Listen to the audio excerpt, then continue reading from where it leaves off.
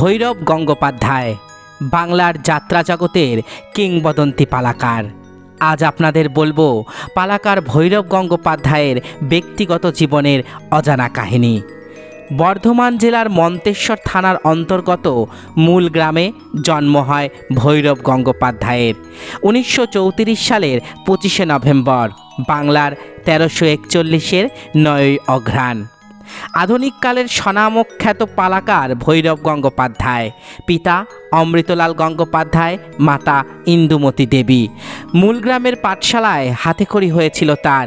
দারিদ্র্যের কারণে মণ্ডলগ্রাম উচ্চ বিদ্যালয়ে 7ম শ্রেণীর পর বিদ্যালয়ের পাঠ গ্রহণ করা আর তার পক্ষে সম্ভব হয়নি। কিন্তু প্রায় শৈশব থেকেই বাংলার পুরাণ, ইতিহাস, কথা সাহিত্য পড়ে রাতের পর রাত জেগে যাত্রা দেখে ক্রমাগত নিজের জ্ঞান বৃদ্ধি করেছিলেন তিনি। বড় দাদা প্রফুল্লচন্দ্র পালা লিখতেন। সে পালা অভিনয় হতো গ্রামের শৌখিন যাত্রা দলে। তারই সস্নেহে এবং প্রশ্রয়ে ভৈরব গঙ্গোপাধ্যায় পালা লিখতে শুরু করেন কম বয়স থেকেই। তরুণ বয়সে রাজনীতির প্রতি গভীরভাবে আকৃষ্ট হন। নিজেকে গণতান্ত্রিক আন্দোলনের একজন শরিক হিসাবেও প্রস্তুত করেন। 1952 থেকে ভারতের কমিউনিস্ট পার্টির সমর্থনে নানা কর্মকাণ্ডে যুক্ত হয়েছিলেন ভৈরব গঙ্গোপাধ্যায়। মূলগ্রামের প্রাথমিক বিদ্যালয়ের প্রধান শিক্ষক মোহাম্মদ কুদ্দুস আলী তাকে পালা রচনার জন্য উৎসাহিত করেন।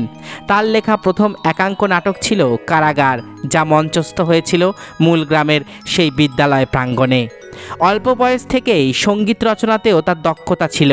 গ্রামের বাধাই উৎসবে গান লিখে গান গেয়ে সাধারণ দর্শকদের মন জয় করে নিতেন ভৈরব গঙ্গোপাধ্যায়। পরবর্তী জীবনে পালা রচনাকেই জীবিকা হিসাবে গ্রহণ করেছিলেন তিনি। প্রথম অবস্থায় তার উত্থান এবং প্রতিষ্ঠা সহজ হয়নি। 1962-তে তরুণ অপেরায় তার লেখা প্রথম অভিনীত হয়। পালার নাম ছিল চুয়াচন্দন। 2 বছর পরে তার লেখা নাচমহল দর্শক মহলে অত্যন্ত সাড়া জাগায়। একই সঙ্গে এই পালাটি নবযুগ এবং শ্রীমা নাট্য কোম্পানিতে অভিনীত হয়েছিল চিতপুরে। এরপর ভৈরব গঙ্গোপাধ্যায়ের লেখা 1টি পয়সা যাত্রাপালা সত্যম্বর অপেরায় বিশেষ বাণিজ্যিক সাফল্য নিয়ে আসে। যাত্রামোদী মহলে তার জনপ্রিয়তার পথ প্রশস্ত হয়। এই সত্যম্বর অপেরাতেই তিনি লিখেছেন পদধ্বনি, কান্না ঘাম রক্ত, নিউ প্রভাস অপেরায় রক্তের ধান। এই পালাগুলি তার জনপ্রিয়তা ক্রমান্বয়ে বৃদ্ধি করে। অচিরেই ব্রজেন্দ্র কুমার দের পরবর্তী পালাকারদের মধ্যে শীর্ষস্থানে উঠে আসেন ভৈরব গঙ্গোপাধ্যায়। শুধু জনপ্রিয়তার কারণেই নয়, পালার বিষয়বস্তু এবং উপস্থাপনের নতুনত্বে পুরাণ এবং ইতিহাসের পাশাপাশি আধুনিক সমাজ জীবনের নানান বাস্তব চিত্র তার পালায় অত্যন্ত নিপুণতার সঙ্গে প্রতিফলিত হয়েছিল। পালা রচনার ধারাবাহিকতায় তার হাতে একটা নতুন বাঁক নির্মিত হয়েছিল যাত্রা জগতে। বিশেষত রাঢ়বঙ্গের গ্রামীণ জীবনের সুখ দুঃখের অনেক বাস্তব কাহিনী তিনি তার পালায় জীবন্ত করে তুলেছিলেন। প্রকৃত লোকশিল্পীর সহজাত ও মহত্বের অধিকারী ছিলেন ভৈরব গঙ্গোপাধ্যায়। বাংলা যাত্রাগানের ধারায় নতুন প্রাণ সঞ্চার করেছিলেন তিনি। সংলাপ সঙ্গীত রচনার সঙ্গে সম্পূর্ণ নতুন ধরনের চরিত্র সৃষ্টিতে দর্শক রুচির দাবি পূরণ করেছিলেন তিনি এক একটা যুগ উত্তীর্ণ পালা লিখে।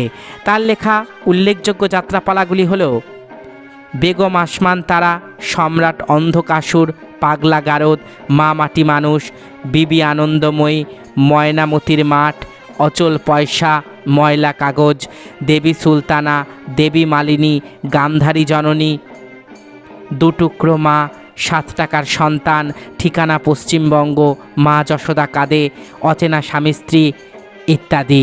এই সমস্ত যাত্রাপালা সহ অন্যান্য আরও অনেক যাত্রাপালা দর্শক চিত্তে বিপুল প্রশংসা অর্জন করেছিল। ভৈরব গঙ্গোপাধ্যায় ছিলেন চিতপুরের সর্বোচ্চ পারিশ্রমিক প্রাপক পালাকার। বাংলা যাত্রাপালা রচনার ক্ষেত্রে তিনি একটি উল্লেখযোগ্য কীর্তি স্থাপন করেছেন।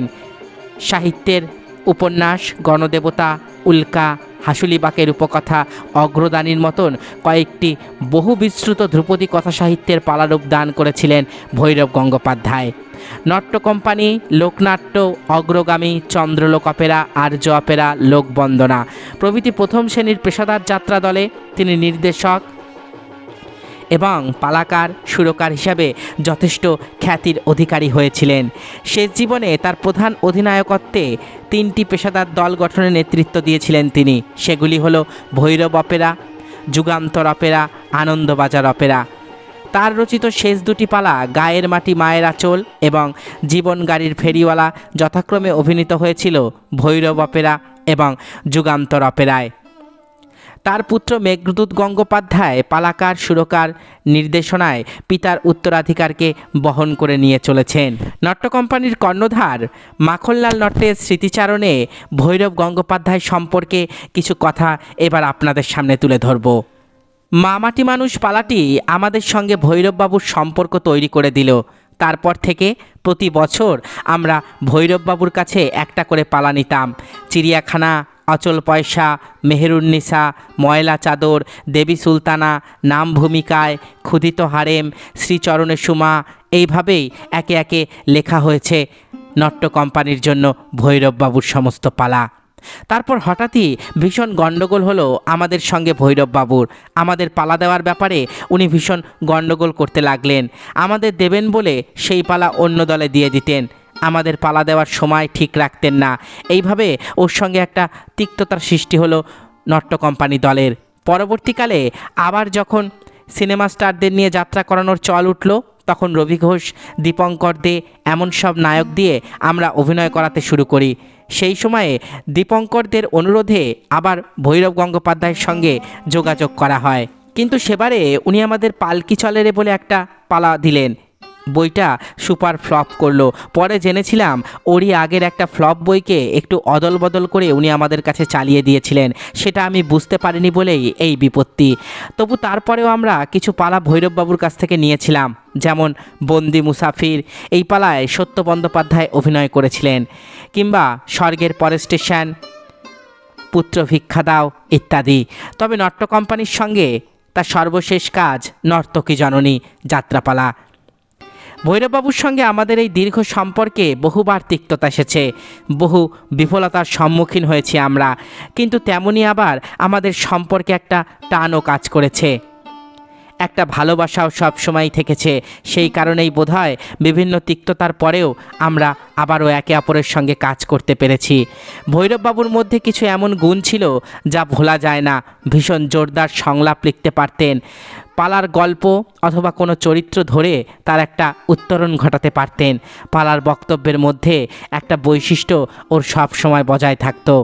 এইসব বিভিন্ন গুণের কারণেই আমার স্মৃতিতে উনি আর 5 জনের তুলনায় আলাদা হয়ে থাকবেন সারা জীবন। ওর পালার একটা অদ্ভুত ব্যাপার ছিল, যে কোনো চরিত্রকেই উনি দাঁড় করিয়ে দিতে পারতেন। ওর লেখার মধ্যে, সংলাপ গঠনের মধ্যে ছিল আলাদা একটা শক্তি। ভৈরব গঙ্গোপাধ্যায়ের অকাল মৃত্যুতে যাত্রা জগতে প্রচণ্ড ক্ষতি হয়েছে। সব রকম পালাই উনি লিখেছেন, ভালো লিখেছেন। ঐতিহাসিক, পৌরাণিক, সামাজিক সব ধরনের পালাতেই তার সাফল্য উল্লেখযোগ্য। মাখনলাল নট্য নিজেই ছিলেন ভৈরব গঙ্গোপাধ্যায়ের পালার একজন গুণমুগ্ধ পাঠক, বলা যায় তার পালার গুণমুগ্ধ দর্শক। অচল পয়সা পালার জন্য আমি ভৈরব গঙ্গোপাধ্যায়কে ডবল পয়সা দিয়েছিলাম। একবার প্রথমবার যখন উনি পালাটা লিখেছিলেন, আর দ্বিতীয়বার উনি যখন পালাটা রিরাইট করেছিলেন। প্রথমবার ওকে 12,000 টাকা দিই, দ্বিতীয়বার 12 থেকে 15,000-এর মধ্যে কিছু একটা দিয়েছিলাম, এখন আমার মনে নেই। কিন্তু তার জন্য আমার কোনো আক্ষেপ নেই। অচল পয়সা ভীষণ হিট করে, নট্য কোম্পানির জয় জয়কার হয়। তবে আমার এই যে ডবল পারিশ্রমিক দেওয়া, তার কারণ কিন্তু এই নয় যে ভৈরববাবু আমায় একটু সুপারহিট পালা দিয়েছিলেন, বরং তার কারণ এই যে আমি ব্যক্তিগতভাবে ভৈরব গঙ্গোপাধ্যায়কে খুব পছন্দ করতাম, তাকে ভালোবাসতাম। ওর পছন্দের বিভিন্ন জিনিস আমি বিভিন্ন সময় তাকে উপহার দিতাম।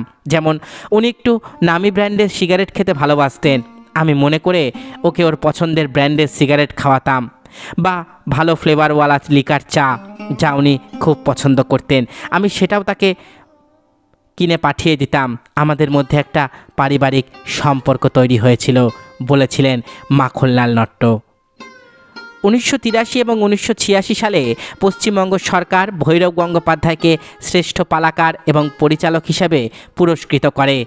বেশ কিছুকাল দুরারোগ্য ক্যান্সার রোগে আক্রান্ত হয়ে 1998-এর 28শে ডিসেম্বর তারিখে বরানগরের বাসভবনে শেষ নিঃশ্বাস ত্যাগ করেন বাংলার যাত্রা জগতের এই কিংবদন্তি পালাকার ভৈরব গঙ্গোপাধ্যায়। তার প্রয়াণে বাংলা যাত্রা জগতের অপূরণীয় ক্ষতি শুধু নয়, আধুনিক যাত্রা গানের একটা স্বর্ণযুগের অধ্যায়ের শেষ হয়ে যায়, যেই শূন্যস্থান কোনো দিন পূরণ করা সম্ভব নয়। এতক্ষণ আপনারা শুনলেন কিংবদন্তি পালাকার ভৈরব গঙ্গোপাধ্যায়ের ব্যক্তিগত জীবনের কিছু অজানা কাহিনী। আশা করি ভিডিওটি আপনাদের ভালো লেগেছে।